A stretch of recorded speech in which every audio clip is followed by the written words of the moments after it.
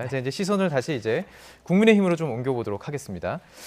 또 질문을 드려야 될 것 같네요. 일단 우선 경선 규칙이 일단 1차 컷오프가 지금 정해졌는데 100% 여론조사를 하기로 결정을 한 거예요? 네, 100% 국민 여론조사를 하기로 했고요. 네. 9월 15일 날 1차 컷오프를 하기로 했습니다. 그리고 일반 시민 대상 여론조사하고요. 전체 후보 가운데 8명을 추리겠다는 거예요. 지금 내일 일단은 이준석 대표랑 대선 후보들 간의 간담회가 예정되어 있는데 거기에 참석하는 대선 후보가 11명이래요. 네.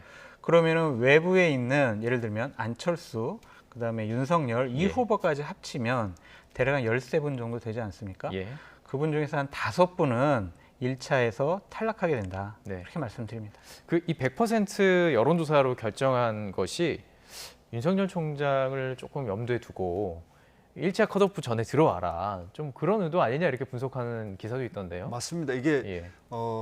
지난 이제 서울시 시장 보궐선거 때 네. 실제 컷오프를 할 때 100% 여론조사를 했고 당시에는 또 특이하게 전통적으로 민주당에서는 이런 여론조사 경선을 할 때는 민주당 지지자와 그 외에 지지정당 없다. 이것만 가지고 하거든요. 그런데 저번에 이제 김종인 비대위 시절에는 그 당적 지지하는 정당에 관계없이 전체 그냥 그 국민 전체의 여론조사 결과를 가지고 했단 말입니다. 그만큼 이제 더 열어버린 거죠. 어떤 의미에서. 그래서 이번에는 그런 당 밖에 있는 사람이라든지 이렇게 국민적 지지도가 높은 사람에 대해서 약간의 좀 이익 가산점을 주는 느낌이 들 정도로 이렇게 좀 더 당원들이라든지 당에 좀 기속받는 부분을 줄이겠다. 이제 이렇게 나온 거니까 그런 점에서 좀 주목받는다고 생각이 듭니다. 예.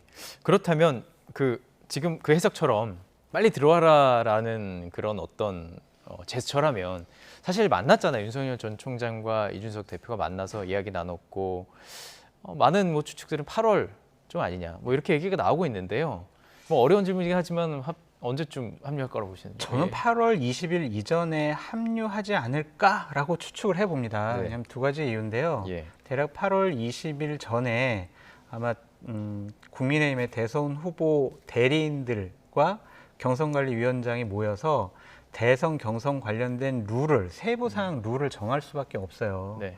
그렇다면 각 그 후보들 간에 이해관계가 있는 부분에 대해서 빠져서 논의가 진행되면 좀 불리할 수가 있다. 그렇기 때문에 그 전에는 들어가야 된다라는 생각이 들고 원래 윤석열 총장 측이 입당파와 독자 노선파가 있었습니다. 근데 지난 주말을 기점으로 독자 노선파는 뒤로 좀 빠졌어요.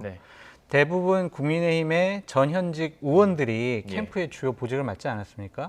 그분들의 입장은 빨리 입당하자. 그래서 좀 취재해 보셨어요? 네. 빨리 입당하자. 그러면 우리가 그냥 국민의힘 후보가 된다. 국민의힘 후보가 된 다음에 외연 확장을 하자. 그게 훨씬 더 안정적으로 대선 후보의 길을 갈 수가 있다라고 주장하는 분들이거든요. 그래서 그분들이 이준석 대표가 윤석열 총장 8월까지 입당 안 하면 거기 가 있는 전형직 당협위원장들 다 제명이에요라고 협박 아닌 협박을 했잖아요. 그건 협박이 아니라 빨리 설득을 해가지고 8월달에 윤석열 총장 입당시키세요라는 배려라고 저는 생각을 합니다. 이 행간을 좀 읽어주셨습니다.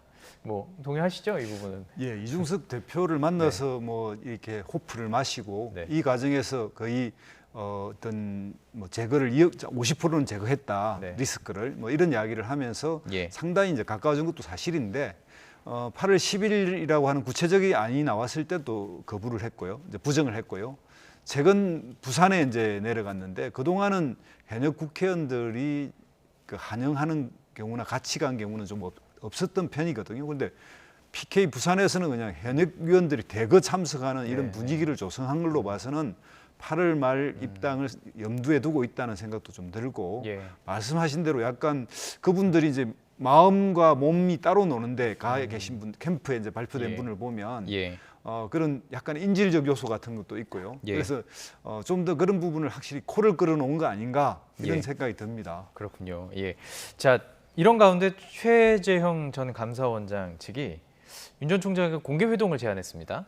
근데 일단 그 윤 전 총장 측의 공개적인 이 이야기는 때가 되면, 그러니까 거절한 거예요, 일단은요. 서로 속셈이 달라요. 그러니까 최재형 원장은 그러한 회동을 제의한 게 나는 대선 후보 윤석열 총장급이야 라는 것을 같은 선상에서 사진 찍히면서 네. 그런 이미지를 당에 있는 당원들과 국민들에게 주고 싶은 거죠. 네. 나는 이제 후발주자가 아니라 이미 정권을 교체할 수 있고 국민의 정권을 교체하겠다라는 국민의 마음을 받아올 수 있는 그런 대안이다라는 이미지를 주고 싶어 한 거고 예. 윤석열 총장 같은 경우엔 아니 나보다 세력도 없고 지지율도 한참 낮은 최재형 원장하고 만나가지고 내가 왜 최재형 원장을 내가 왜 키워주냐. 급이 되면 해석할 수 있을까요? 그러니까 애써 무시하는 거다. 예. 최재형 원장은 내 급이 아니에요. 그러니까 내가 아직은 체급이 낮으니 만날 필요가 없다. 그렇게 판단한 것 같습니다. 그럼 지금 이 시기에 그런 제안을 한 것도 지금 이런 속셈도 있겠지만 이제 입당하기 전에 입당을 하게 된다면 아무래도 라이벌이 될 가능성이 있다 이렇게 보고 견제하려는 속셈도 있을까요? 예, 뭐 여러 가지 다목적 보석이 있었다고 생각이 드는데요. 예. 윤석열 그 후보가 입당 여부에 상당히 다른 말로 표현하면 오락가락하고 있거나 원칙을 정하고 있지 못하다 있거나 뭐 이런 느낌도 있기 때문에 네. 그냥 전격적으로 입당한 최재형 후보의 입장에서 보면 그런 걸 부각시킬 수도 있거든요. 그래서 나의 행보와 지금 윤석열 후보의 행보가 다르다 이런 것도 좀 부각시킬 수 있고 말씀드린 대로 1등 후보하고 만나는 것 자체가 언론에 끌리고 가장 많은 언론의 주목을 받을 수 있는 요소이기 때문에 그거는 누구나 해보고 싶은 요소입니다. 그래서 제안을 했던 것 같고 뭐 윤석열 후보 입장에서 보면 만나고 싶겠습니까? 그러니까 당연히 거절한 것이고. 예. 그럼 지지율이 한 20% 정도는 돼야 만나실까요? 그렇죠. 한 두 자리 숫자 이상은 안정적으로 나와야 되겠죠. 예. 자, 이런 분위기다 보니까 윤석열 전 검찰총장의 국민의힘 입당을 시사하는 이런 과정 속에서 친윤계와 또 반윤계 세대결이 좀 복격하는 모습이 연출이 되고 있습니다. 이준석 대표가 이에 우려의 목소리를 냈습니다. 듣고 오시죠. 언론에서 이제 소위 말하는 친목에 이렇게 나와서 당이 분열될 수 있는 위기에 처했습니다. 다른 점만 부각될 수밖에 없는 그런 상황이 지속되지 않았으면 좋겠습니다.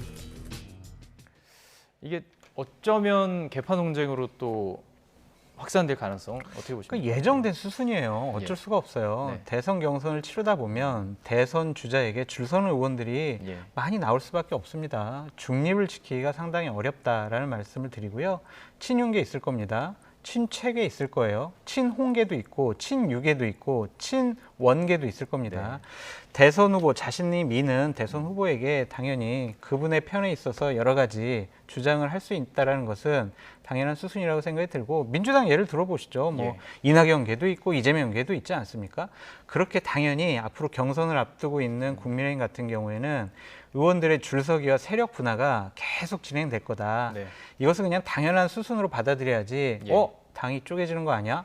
당이 개파 갈등으로 옛날처럼 완전히 망가지는 거 아니야? 이런 걱정만 해야지 이준석 대표가 당 대표로서 리더십을 발휘해서 이러한 개파 간의 갈등, 대선 후보 간의 갈등을 잘 조정해야 되는 리더십 발휘의 기회가 숙제가 남아있다라고 말씀드려요. 마찬가지로 뭐 민주당 안에서도 이 개파, 사람을 따르는 것이 아니라 어쩜 이념, 철학 이런 것으로 뭉치는 것이 더 중요하겠죠? 그러니까 정치에서 권력 관계가 작동하기 때문에요. 저런 현상은 자연스러울 수밖에 없는데 다만 아쉬운 게 한국 정치가 워낙 인간 간의 관계 위주로 편성되고 그것에 대한 줄서기 같은 이런 것들이 이제 나타나는데 좀 아쉬운 거는 말입니다. 그 각자가 가지고 있는 정책이나 어떤 철학 그래서 그런 걸로 대선 후보에 대해서 얼마든지 도와줄 수 있고 그런 걸 가지고 당 내에서 더 좋은 정책을 만들 수도 있는데 이게 지지율이 깡패고 그 집권에 의한 권력의 어떤 힘이 워낙 강하니까 다 캠프에 줄을 서버려서 그런 측면에서 보면 당의 그런 일종의 좀 더 분열적 요소가 나타날 수밖에 없는 그런 것이 이제 그런데 또 인정할 수밖에 없긴 하지만 가능하면 국회의원 정도 되는 이런 사람들은 꼭 캠프에 참여하기보다는 얼마든지 정책적으로 도와줄 수 있는 길을 찾는 것이 더 올바른 거 아닌가. 현실은 인정하면서도 그런 생각이 듭니다. 알겠습니다. 너무 이상적이세요. 이상적인 얘기니까 뭐 국민을 향한 원팀이 사실은 여야 모두 돼야 된다고 생각을 합니다. 김두수 시대정신연구소 대표 또 장성철 대구 가톨릭대 특임 교수와 함께 이야기 나눠봤습니다. 고맙습니다. 감사합니다.